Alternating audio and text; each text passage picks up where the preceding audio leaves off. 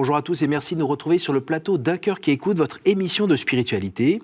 Aujourd'hui, une fois n'est pas coutume, nous recevons deux invités. Alors c'est un peu les promos, puisqu'on en a 2 sur 4, puisque vous êtes les membres du groupe Open. Alors aujourd'hui, on a donc Armand et Charles Auclair. Donc merci d'être présents. Alors pour préciser un petit peu, donc vous faites partie du groupe Open, bien sûr, qu'on connaît un peu plus depuis 2014 à peu près. Vous faites plutôt de la pop louange.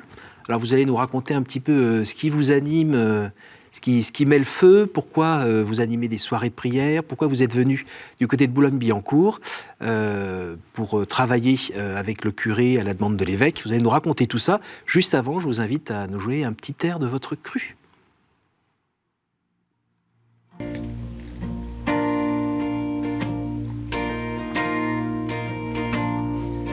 Il est celui qui ne dira pas.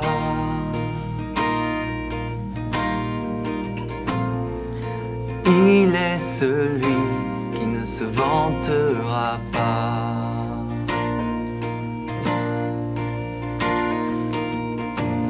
D'avoir changé ma vie, changé mes voies.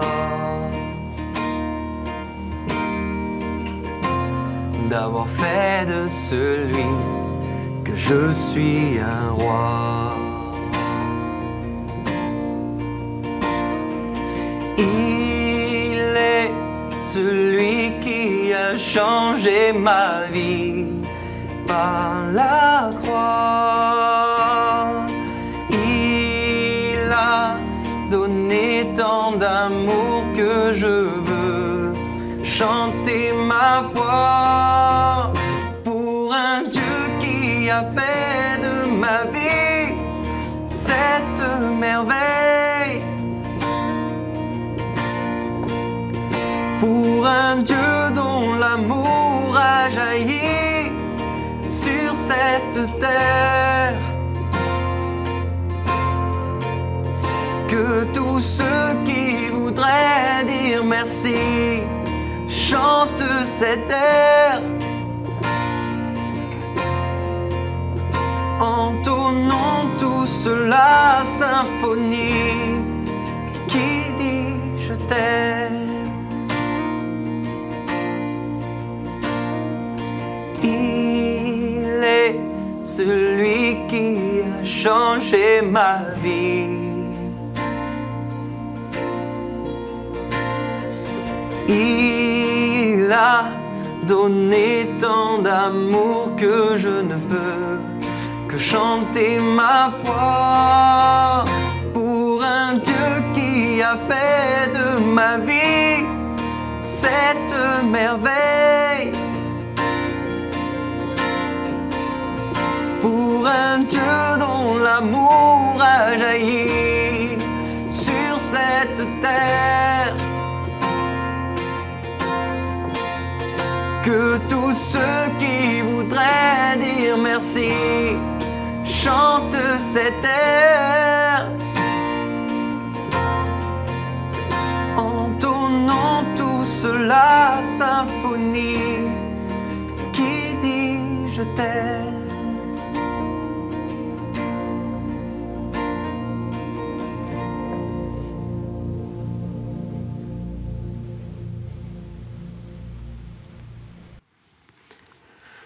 Eh bien, merci messieurs, c'était vraiment chouette. Alors, quand je pense pop louange, je pense à des choses un peu plus rythmées. Là, on était plus dans une chanson méditative. Yes, avec grand plaisir, c'est super de pouvoir partager notre musique comme ça.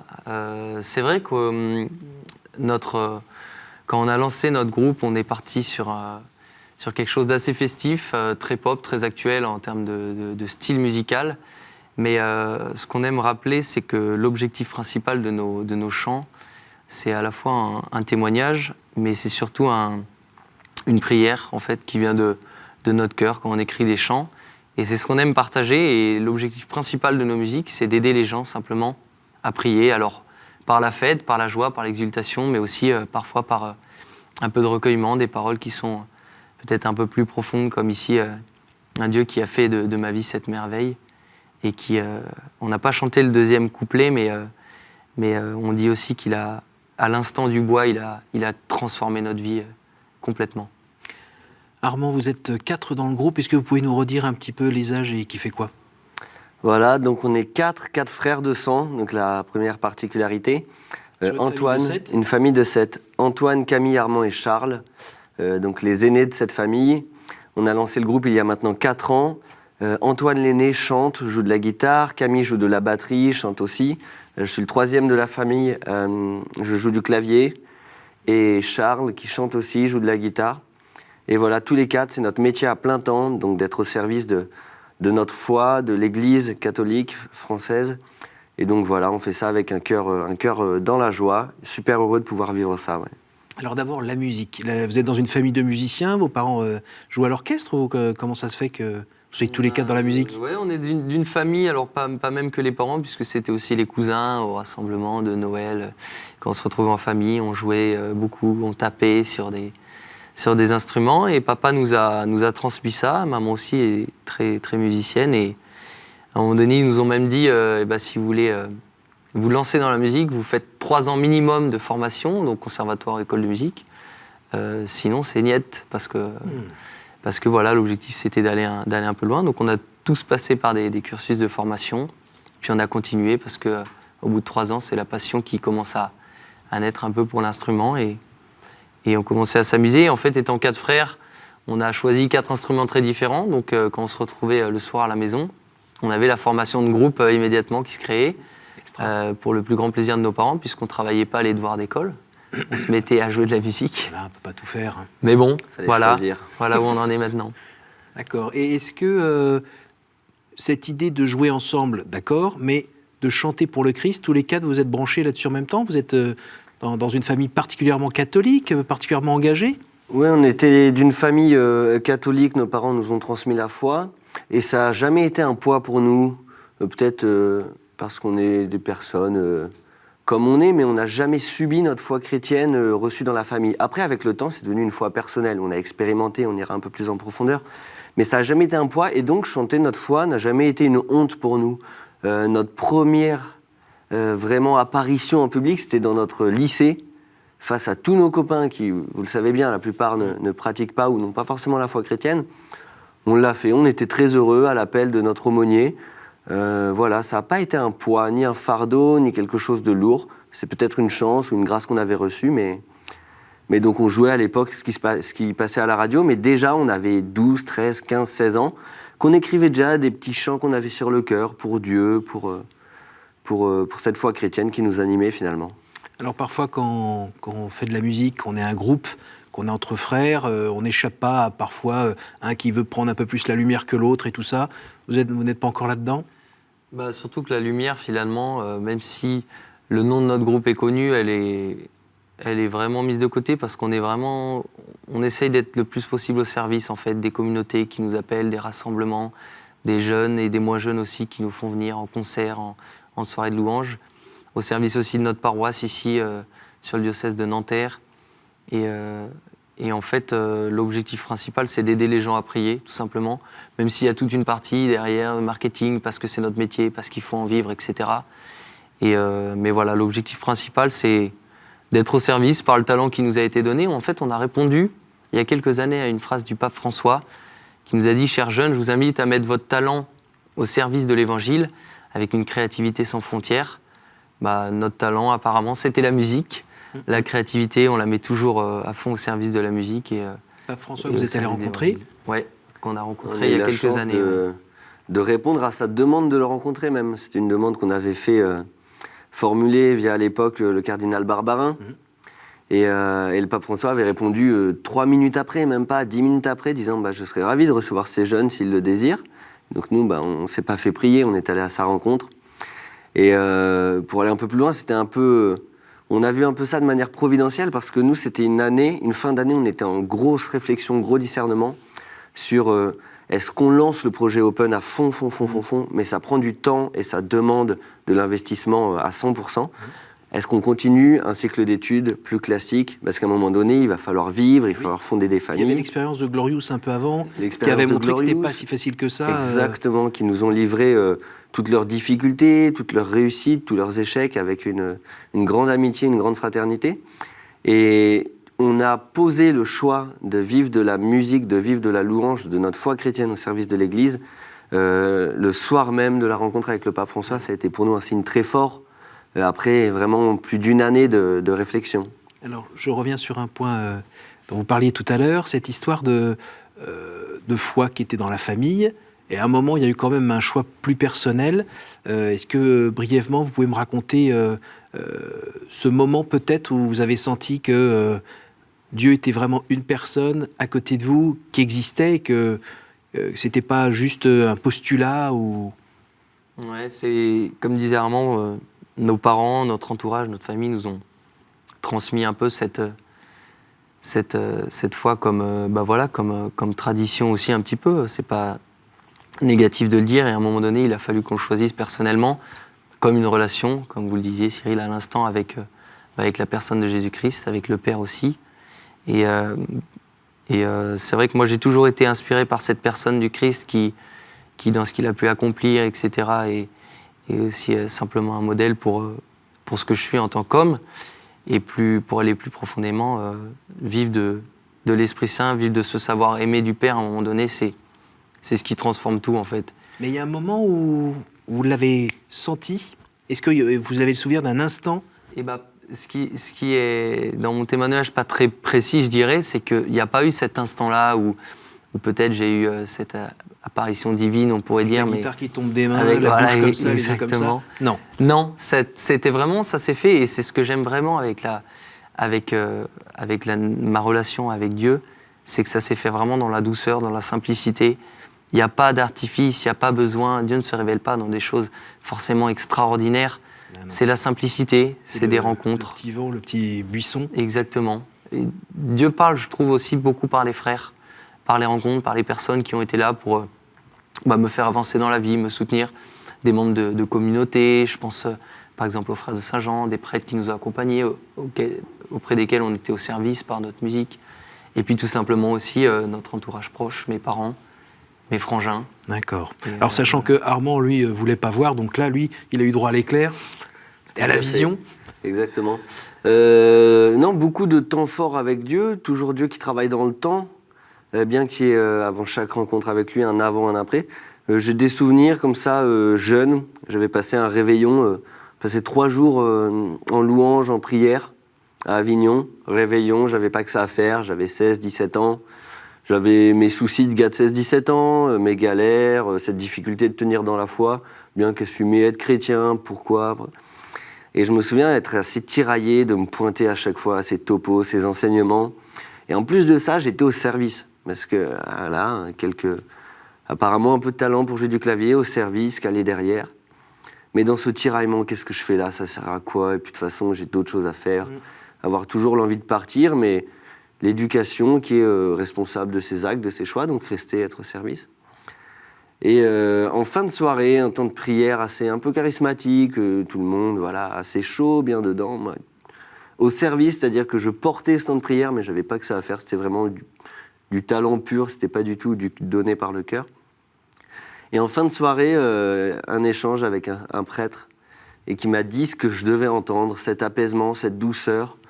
Et je trouve que Dieu passe, pour certaines personnes, par des rencontres assez percutantes, pour d'autres, en fonction de qui ils sont, de leur histoire, d'où ils viennent, cette douceur qui rassure, cette paix qui inonde le corps, qui inonde le cœur, et où ça devient comme pour nous une vérité. Un peu quand on a vécu parfois un pardon avec quelqu'un, une rencontre, et ben voilà, ça s'est passé, il y a un avant, un après, ça a été le cas. Je me souviens aussi, c'était plus longtemps dans ma vie, on avait déjà sorti notre 2e album, je raconte toujours ce moment, où on avait écrit un chant avec Charles dans notre église à Lyon. Et puis on avait joué un mouvement qui s'appelle Opt-in, on était 2500 jeunes, pendant une soirée de louanges, de fêtes, un chant très calme qui dit à Dieu qu'on l'aime, à quel point on l'aime, à quel point lui nous aime. Et on attaque le premier accord, et là le chant ne nous appartenait plus. Et ces jeunes priaient avec et parlaient à leur Père, parlaient au Christ, vivaient de l'Esprit Saint avec. Et ce moment où, en fait, nous, on aurait pu être autre part, les jeunes s'en fichaient, ils s'en fichaient de nous, ils s'en fichaient de notre mélodie. On était juste là, on avait même abandonné le chant, on ne le chantait plus, ils le chantaient. Et ce moment où Dieu t'utilise et en même temps travaille ton cœur, ça a été aussi fondateur pour moi, un instant très fondateur. Ouais. C'est superbe comme expérience. Et puis j'imagine que quand de temps en temps on a un peu de lassitude, de fatigue ou aussi des combats, parce qu'on est avec soi-même toujours, parce qu'on est marié ou autre, c'est ces moments-là peut-être qui remontent pour asseoir à nouveau son engagement, sa vie de foi. Oui, exactement. C'est plein de petits événements comme ça qui font notre vie de chrétien en fait. On a besoin d'être dirigé par... comme je disais, telle ou telle personne ou tel événement, comme racontait Armand, parce que aussi on est des humains avec tout ce que ça comporte, notre sensibilité, nos émotions, etc. Et on en a besoin. On a vécu dans la louange, on a rencontré plusieurs milliers de personnes depuis 4 ans déjà, des moments de louange où Dieu utilisait aussi nos émotions pour nous parler. Et là où parfois on peut se dire, c'est peut-être négatif, qu'est-ce que ça veut dire, l'émotion? Est-ce que justement c'est pas trop dans quelque chose de fictif qui n'est pas réel et essentiel, et finalement...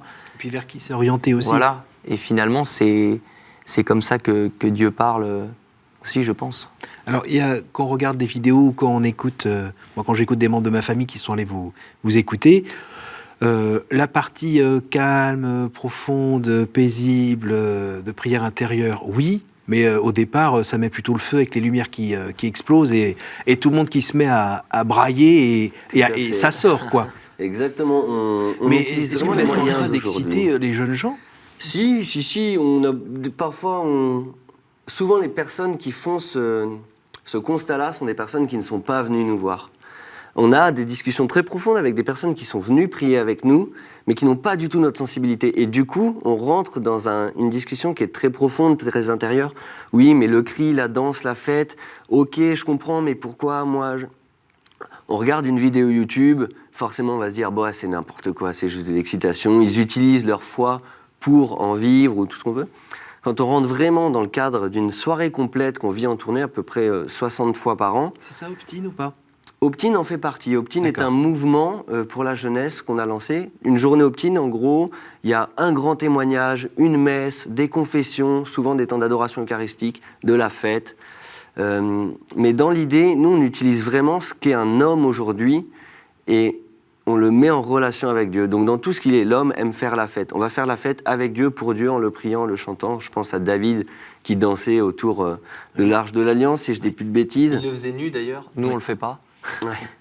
Mais donc on utilise tout, et sachant que le cœur de nos soirées reste ce moment où on va utiliser la musique, la fête, l'ambiance pour rentrer dans un cœur à cœur avec Dieu, ce qui nous oblige nous à passer beaucoup de temps avec la parole de Dieu parce que Dieu parle, et ça me fait faire un peu suite à ce qu'on disait tout à l'heure.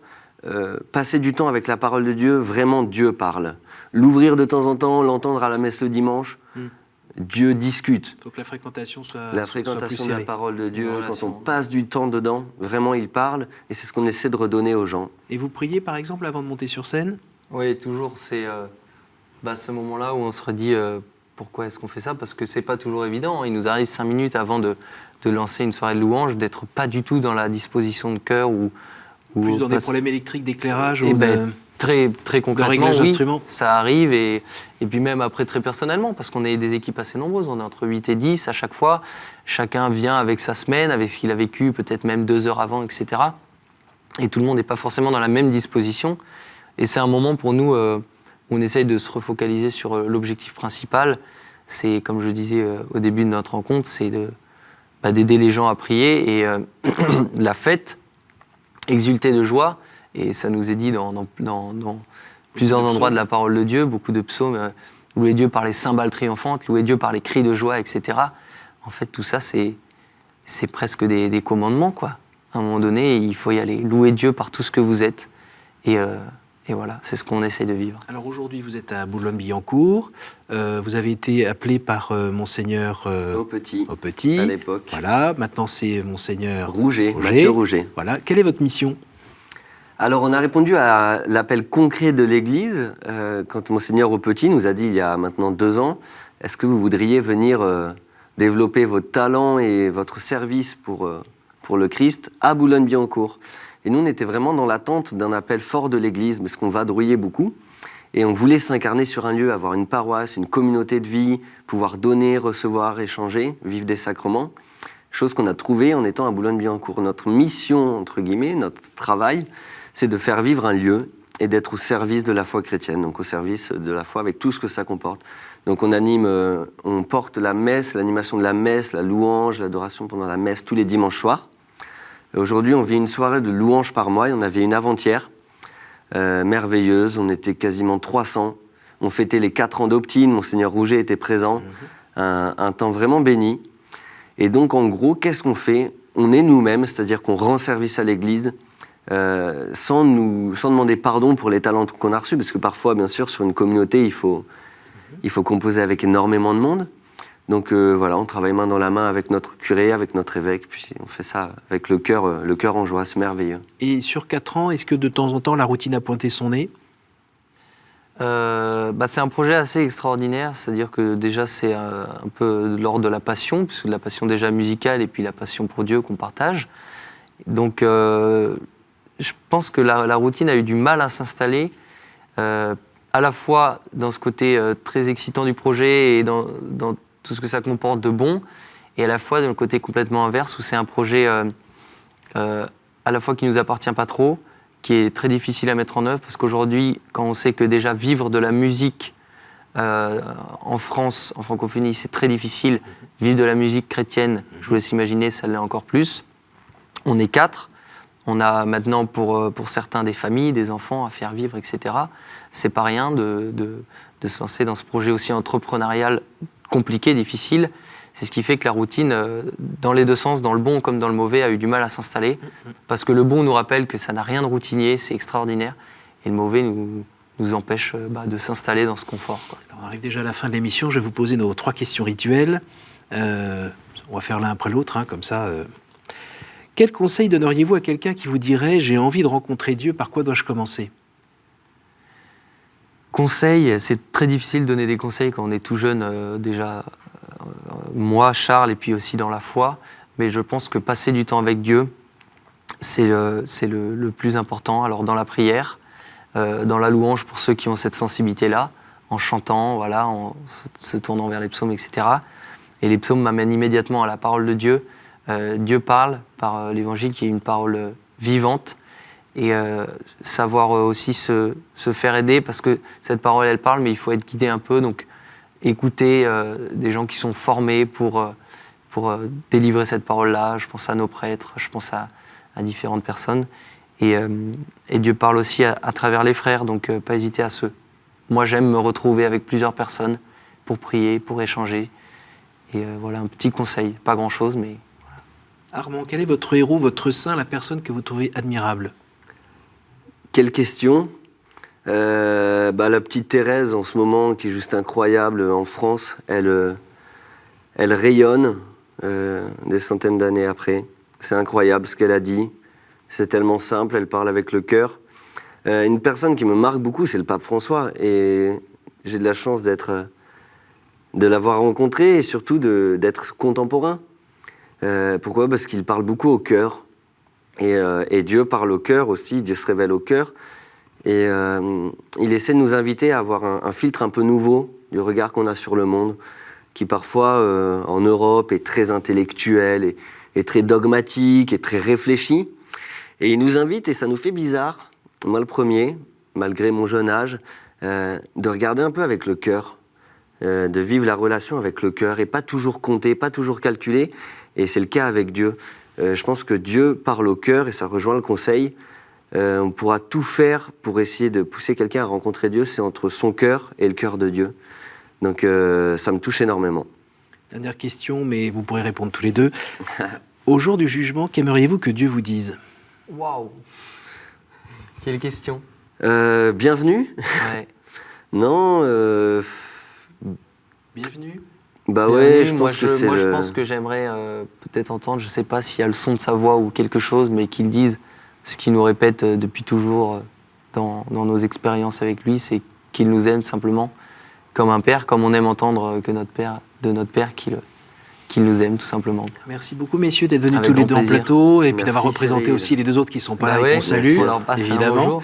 Pour ceux qui veulent en savoir un petit peu plus, vous pouvez aller sur le site open,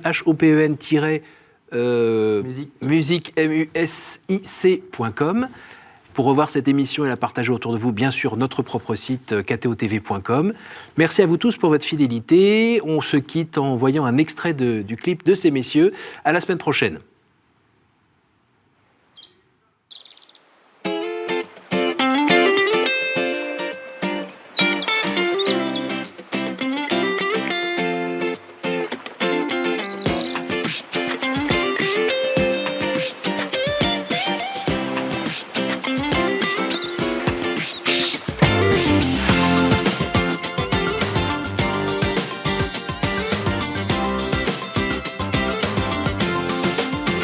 Mi vient pour louer, bon Dieu, mi vient pour louer sous le soleil, mi vient pour louer.